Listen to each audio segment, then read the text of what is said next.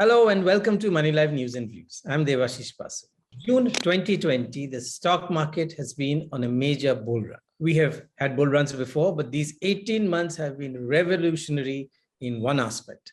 It is for the first time that in almost 3 decades, the retail investor has come to dominate on trading on Indian bourses completely. And there is a big irony and a lesson in all that.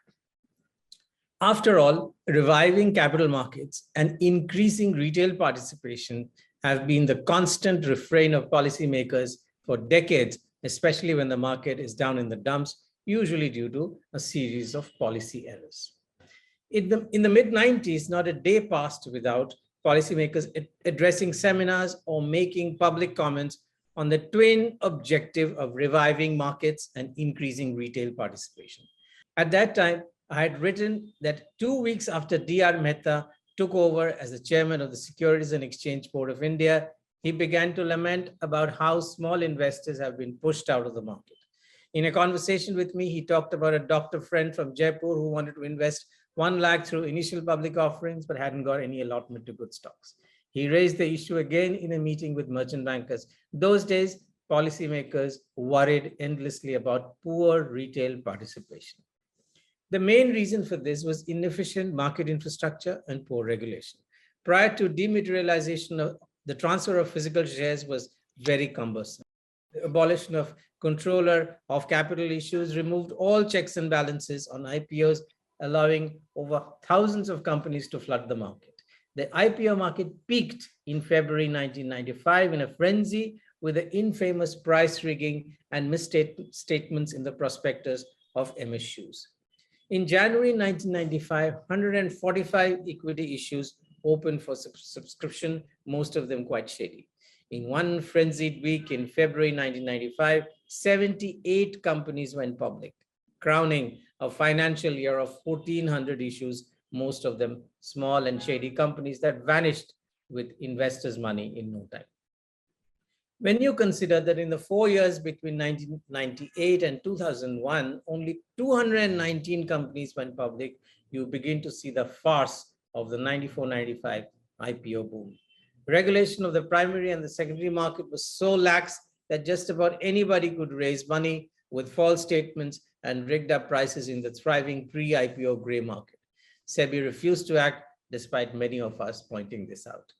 Poor retail participation became endemic. There was no trust in the system, and while the market went through a boom in 1999 and then again in 2003 to 2007 period, retail participation refused to budge much. Retail quotas in IPOs were barely subscribed until recently. That apart, one of the reasons adduced for poor retail involvement directly in the stock market was the rise of mutual funds. Because the conventional wisdom was the retail investors should go to the mutual funds instead of trying to invest directly. This endemic problem was solved by a pandemic. COVID-19 did what innumerable seminars on investor education could not do for over 2.5 decades. In a snap, the sinister virus that brought the whole world to a halt and forced people to work from home turned into a fuel for new demat accounts. In the 2 decades till 2019-20, some 4 crore demat accounts were open. And it just took 20 months after the 2020 lockdown, that figure had almost doubled to 7.4 crore at the end of November 21. As Lenin had said in a different context, there are decades when nothing happens, and there are weeks when decades happen. 4 factors were behind this retail boom. 1, online signups for broking and demat accounts. 2, continuously booming capital markets in India and around the world. 3, retail investors having more time, money, and opportunity to trade as they were forced to stay at home. And 4, for the first time, an explosion of easy-to-consume information on stocks, including videos. The net effect was enormous. For the first time in decades, retail investors as a group came to dominate cash market trading, some 45% in FY21. The share of foreign institutional investors and domestic institutional investors is down to single digits. In all this, there is a lesson. Policymakers usually have a top-down approach to issues, engaging only with peers. This puts them out of touch with what is happening on the ground. For example, easy online account opening would have certainly increased retail participation much more even before the pandemic. To draw an analogy, a savvy consumer internet marketing company tries to follow the user journey and removes her obstacles so that she gets to a goal with a minimum hitch.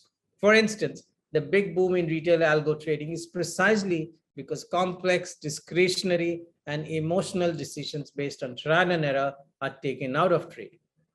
This process of staying focused on the participants' issues will be the most effective tool for any policymaking to follow the journey of citizens, investors, consumers, and through continuous feedback, address each of the obstacles and fears.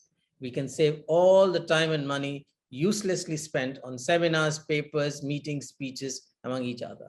If I'm not sure if policymakers are even thinking along these lines, but they should. After all, by not bothering to talk to participants, they were very recently clueless about the rise of retail algo and did not think that these might need some oversight. Thanks for watching, and if you liked it, please push the like button and do subscribe to the video. Thank you.